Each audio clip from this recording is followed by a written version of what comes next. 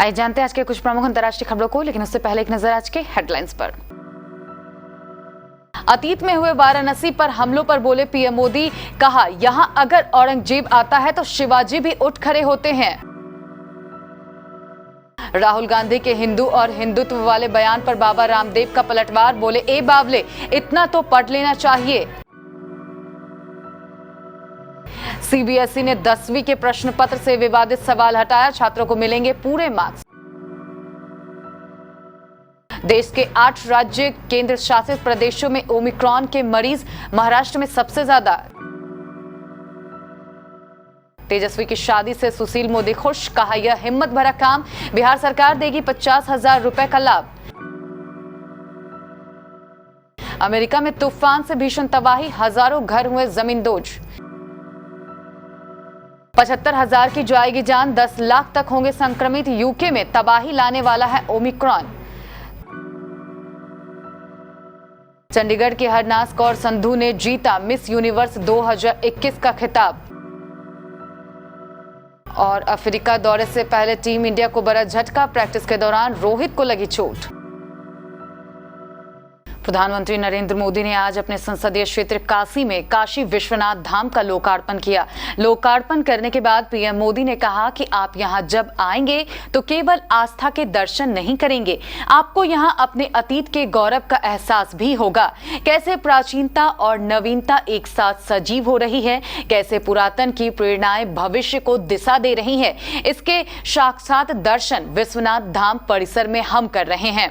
इससे पहले वो सुबह 10:40 पर पीएम मोदी वाराणसी के बाबतपुर एयरपोर्ट पहुंचे, जहां यूपी के राज्यपाल आनंदीबेन पटेल और मुख्यमंत्री योगी आदित्यनाथ ने हवाई अड्डे पर उनकी अगवानी की। बता दें कि काशी विश्वनाथ धाम के उद्घाटन समारोह में 2000 से अधिक प्रमुख महंतों संतों को आमंत्रित किया गया। कांग्रेस सांसद राहुल गांधी द्वारा हिंदू और हिंदुत्व को लेकर दिए गए बयान पर योग गुरु बाबा रामदेव ने पलटवार किया है। उन्होंने कहा कि व्यक्ति और व्यक्तित्व एक ही है। अब बोलेंगे कि व्यक्ति अलग है और व्यक्तित्व अलग, ए बावले इतना तो पढ़ लेना चाहिए, इतना बावला नहीं होना चाहिए। अपनी बात को आगे बढ़ाते हुए उन्होंने कहा कि यह तो अक्षर बोध है, संस्कृति और भारतीयता का बोध तो बहुत बड़ा विषय है, यह केवल राजनीतिक प्रोपेगेंडा है। उनकी तरफ से हमेशा कहा जाता है कि मैं ब्राह्मण हूं और जनेऊ पहनता हूं, लेकिन मेरी जनेऊ और उनकी जनेऊ में अंतर है। इसके साथ ही उन्होंने कहा कि हिंदू और संस्कृति का बोध ही हिंदुत्व है। उन्होंने कहा कि सनातन का अर्थ है जो सदा से ही चला आ रहा है। इस देश में रहने वाले सभी लोगों को एक धारा की प्रवाह में चलना चाहिए।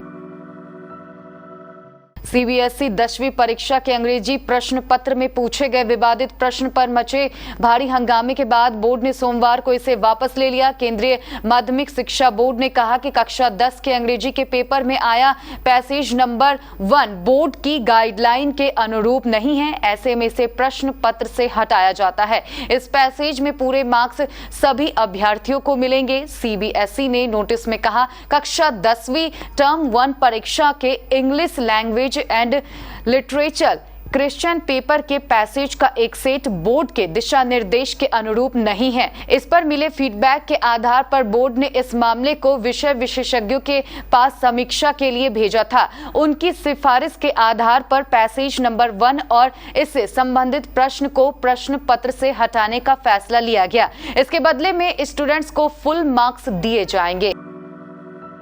देश में ओमिक्रॉन के मरीज मिलने का सिलसिला लगातार जारी है। देश में ओमिक्रॉन के अब तक 38 केस आ चुके हैं और कई अब भी संदिग्ध हैं जिनकी रिपोर्ट आनी बाकी है। इस बीच विश्व स्वास्थ्य संगठन ने भी चेताया है कि कोरोना का ओमिक्रॉन वेरिएंट वैक्सीन को भी मात दे रहा है। हालांकि शुरुआती स्टडी में ओमिक्रॉन को डेल्टा से कमजोर माना जा रहा है। देश में ओमिक्रॉन का पहला केस 2 दिसंबर को कर्नाटक में आया था। इसके बाद से ओमिक्रॉन के मरीज 8 राज्य और 1 केंद्र शासित प्रदेश में मिल चुके हैं। रविवार को देश में ओमिक्रॉन के 5 नए केस आए। केरल, आंध्र प्रदेश और चंडीगढ़ में ओमिक्रॉन का पहला केस मिला। नेता प्रतिपक्ष और लालू प्रसाद यादव के छोटे बेटे तेजस्वी यादव की हुई चट मंगनी पट ब्याह को लेकर लगातार चर्चा है। शादी को लेकर उनके मामा साधु यादव खासा नाराज हैं। इधर इस शादी को लेकर बिहार के पूर्व उप मुख्यमंत्री और राज्यसभा के सदस्य सुशील मोदी ने तेजस्वी यादव का साथ दिया। उन्होंने कहा कि यह वाकई बहुत बड़ा काम है। इसके लिए तेजस्वी यादव को उन्होंने बधाई भी दी है। सुशील मोदी ने कहा कि हमने भी अंतरजातीय विवाह किया था और तेजस्वी यादव ने भी किया है, इसके लिए बहुत बहुत बधाई। तेजस्वी ने हिम्मत करके अंतर धार्मिक शादी की। अंतरजातीय या अंतर धार्मिक शादी होती है तो इसको और ज्यादा बढ़ावा देना चाहिए। बिहार सरकार की एक योजना है कि जो लोग अंतरजातीय शादी करते हैं उनको 50,000 का लाभ दिया जाता है। अगर वो आवेदन करे या कोई दूसरा अन्य आवेदन करे तो उसे लाभ दिया जाएगा।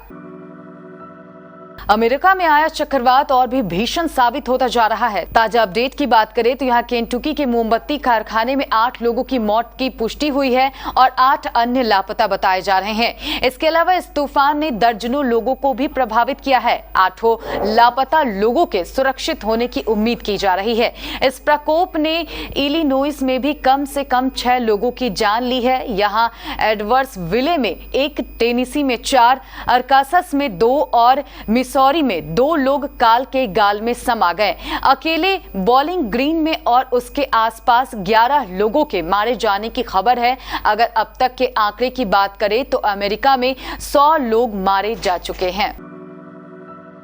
ब्रिटेन और इजरायल समेत दुनिया के कई देशों और क्षेत्रों में कोरोना के ओमिक्रॉन वेरिएंट से संक्रमित होने वालों की संख्या तेजी से बढ़ रही है। ब्रिटिश सरकार विभाग के मुताबिक बीते 24 घंटे में ब्रिटेन में ओमिक्रॉन के 663 नए मामले दर्ज किए गए हैं, जबकि इजरायल में संक्रमितों की संख्या में 57% का इजाफा आया। ब्रिटेन में इस वेरिएंट से संक्रमित लोगों की संख्या बढ़कर 1898 हो गई, जबकि इजरायल में संक्रमितों की संख्या 35 से बढ़कर 55 पर पहुंच गई। विशेषज्ञों के अनुमान के मुताबिक ब्रिटेन में संक्रमण की मौजूदा दर बरकरार रही तो महीने के अंत तक ओमिक्रॉन से संक्रमित लोगों की संख्या बढ़कर 10 लाख हो सकती है। इसी के साथ ब्रिटेन में कोरोना के कुल मामलों में आधे से ज्यादा की वजह यह नया वेरिएंट होगा। भारत की हरनाज संधू ने मिस यूनिवर्स 2021 का खिताब अपने नाम कर लिया है। भारतवासियों के लिए एक बार फिर ये गर्व का दिन है। 21 साल की हरनाज संधू 17वीं मिस यूनिवर्स चुनी गई। इससे पहले 21 साल पहले लारा दत्ता ने मिस यूनिवर्स का खिताब जीता था। पराग्वे और दक्षिण अफ्रीका की प्रतियोगियों को हराकर हरनाज ने यह खिताब अपने नाम किया है। संधू की ताजपोशी इस कार्यक्रम में मैक्सिको की पूर्व मिस यूनिवर्स 2020 इंड्रिया मेजा ने की। बता दें कि इस मुकाबले में 80 देशों की मॉडल ने हिस्सा लिया था, लेकिन खिताब हरनाज संधू के नाम रहा। साउथ अफ्रीका दौरे पर रवाना होने से पहले टीम इंडिया को बड़ा झटका लगा है। मुंबई में भारतीय टीम के कई खिलाड़ी प्रैक्टिस करने में जुट गए हैं और इसी दौरान टेस्ट टीम के उप कप्तान रोहित शर्मा को चोट लग गई है। प्रैक्टिस सेशन के दौरान रोहित शर्मा के हाथ पर चोट लगी है। रविवार को मुंबई में जब टीम के कई खिलाड़ी प्रैक्टिस कर रहे थे तब रोहित शर्मा भी बल्लेबाजी करने आए। तभी टीम इंडिया के थ्रो डाउन एक्सपर्ट्स रघु की एक बॉल पर रोहित शर्मा के हाथ में चोट लग गई। थ्रो डाउन से निकली बॉल सीधे रोहित शर्मा के ग्लव्स में जा लगी, जिसके बाद वो दर्द से कर्राह उठे। रोहित शर्मा ने इसके कुछ देर तक बैटिंग की, लेकिन वह बाद में बल्लेबाजी नहीं कर पाए।